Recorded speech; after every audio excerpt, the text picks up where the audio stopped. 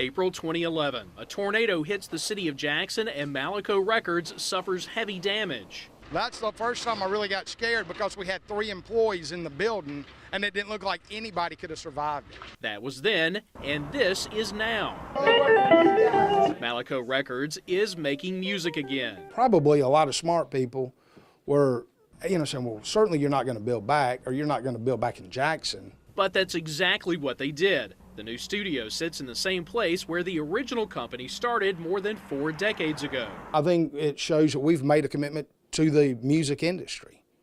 We are here. Tommy Couch Jr. is the president of Malaco Records. For him, it's a family business. His father, Tommy Sr., and uncle, Mitchell Maloof, combined their names to create Malaco in 1967. They did what they loved, and they were good at making music. The company struggled to make ends meet for the first few years, and then one afternoon in May of 1970, magic happened. Who do you think you are? Mr. Big Stuff. 5 artists from New Orleans came to Malaco Records for a marathon recording session.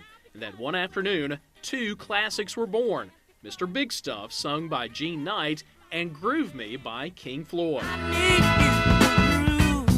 The next big hit for Malaco was from a local artist. Turns my whole world misty blue. Dorothy Moore recorded Misty Blue in 1973, but it didn't hit the charts until '75.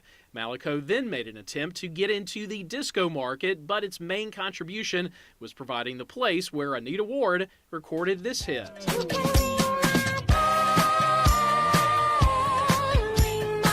When disco ended, Malaco finally found its niche. The company concentrated on blues and soul music. ZZ Hill's album Down Home sold more than 500,000 copies in the early 80s. One of my mama's favorite blues singers recorded by Malaco Records, and her favorite song was Down Home Blues by ZZ Hill. And now you're a part and now I'm a part of it. Grady Champion is an artist from Canton. He's the first blues singer signed by Malaco since the studio was rebuilt, and this is his first recording session. I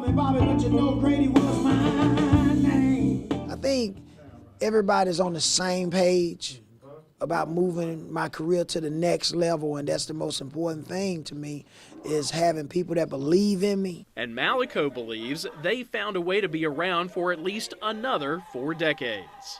Really one of the last records that makes, our last record companies that will make blues, gospel, soul music. We know who our audience is, and that's who we make records for.